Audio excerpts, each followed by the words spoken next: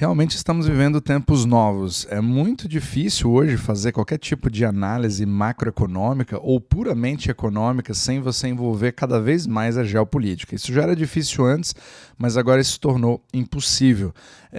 Eu quero compartilhar com você hoje uma conversa, né, entre o Michael Every, do Rabobank, que é especialista, né, em conflitos geopolíticos, etc., junto com o Adam Taggart, falando sobre a macroeconomia e como que os Estados Unidos precisam mudar completamente a sua abordagem. Hoje já estão fazendo isso baseado numa, entre aspas, nova ordem mundial pelo resto do mundo, onde a globalização, que parecia ser um modelo onde a paz mundial, a cooperação e o livre mercado reinavam, mas como isso, na verdade, era uma grande exceção. E nós vivemos nessa exceção durante décadas e agora nós estamos voltando a uma certa normalidade, entre aspas, onde o mundo para de cooperar e cada país fica meio que por conta própria, cada um por si, tentando ver o que cada um tem de melhor para sobreviver a essa nova era. Eu quero mostrar um pouco como os Estados Unidos estão fazendo exatamente a mesma coisa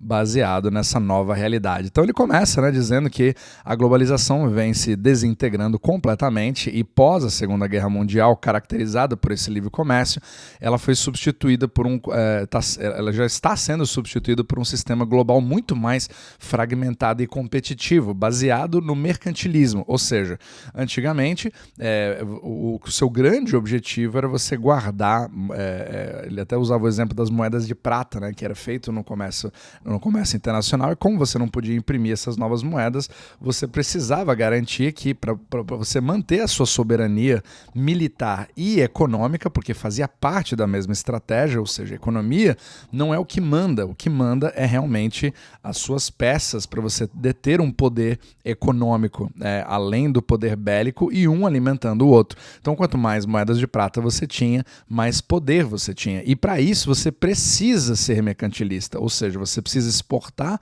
muito mais do que importar. Então, quanto mais você puder exportar e menos você depender de outros países, melhor você está. Só que o problema é que esse é um jogo de soma zero. É impossível o mundo inteiro fazer a mesma coisa. Então, automaticamente, alguém tem que, entre aspas, vencer em cima de um outro. Ele usa até a analogia do Star Trek versus o Star Wars, ou seja, a era do pós-guerra mundial, do pós-segunda guerra, se parecia com Star Trek, com uma visão de unidade global e prosperidade compartilhada.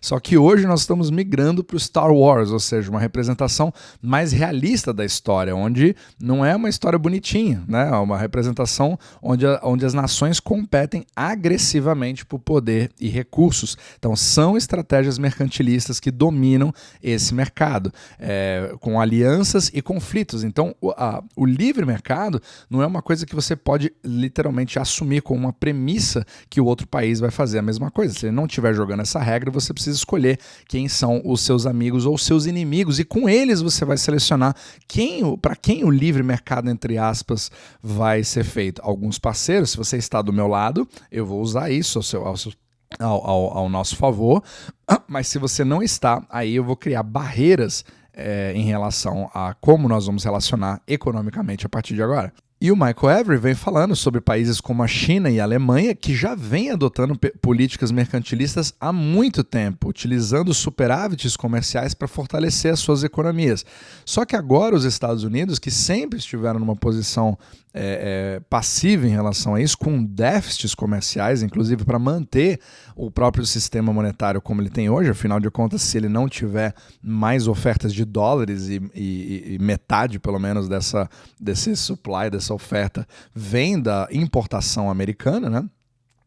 Mandando dólares para fora, agora os Estados Unidos estão espelhando essas estratégias mercantilistas, principalmente com a mudança de governo agora com Trump, onde você vai focar em reduzir os déficits comerciais, reindustrializar e garantir a autossuficiência econômica.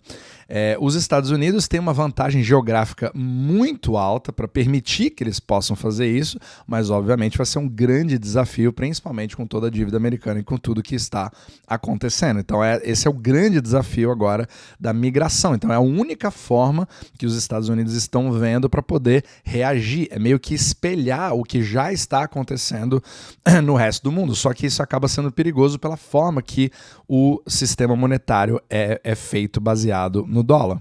E como eu sempre falo aqui no podcast, o sistema euro-dólar, né, os dólares fora dos Estados Unidos, a única forma deles obterem mais dólares é ou via crédito, onde os bancos expandem o seu balanço, ou pelo déficit comercial feito pelos Estados Unidos, onde eles mandam esses dólares para fora.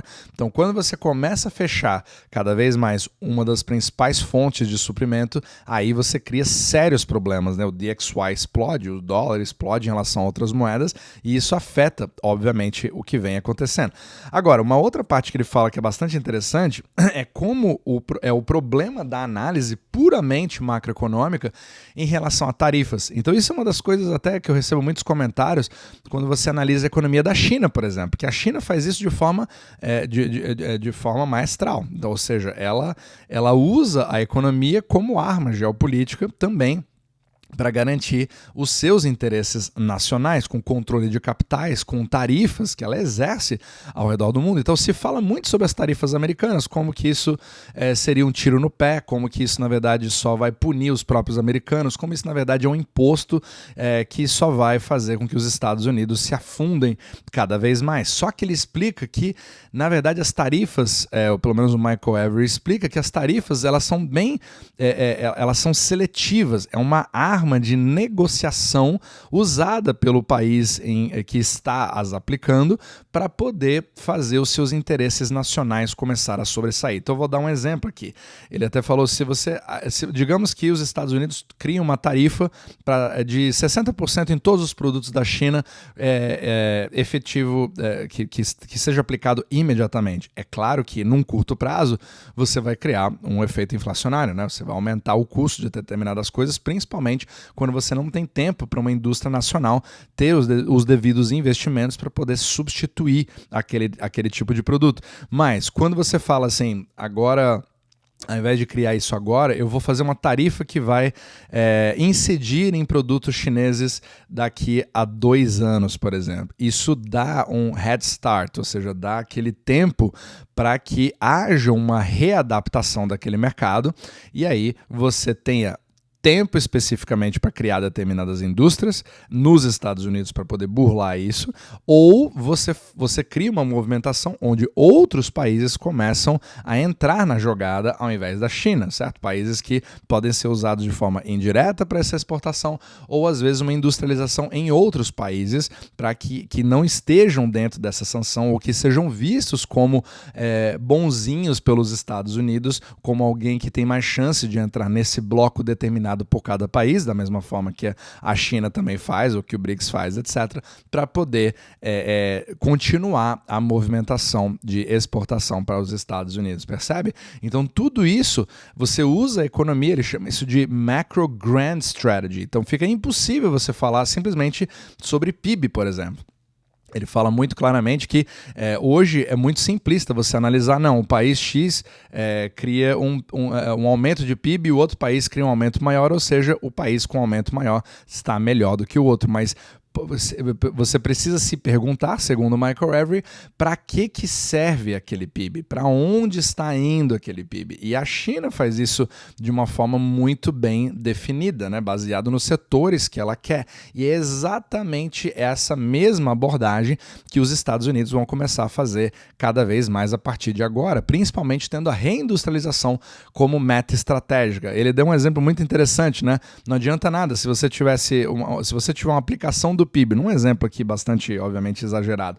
Se todo mundo virasse cabeleireiro, você poderia até aumentar o PIB, você tem uma produção infinita, né? Porque todo mundo cresce o cabelo de todo mundo, só que o que acontece com o resto da economia? Ele simplesmente implode, porque não tem ninguém produzindo alimentos ou maquinário, entende? Então, o como vai ser aplicado o PIB é muito mais importante do que o crescimento do PIB.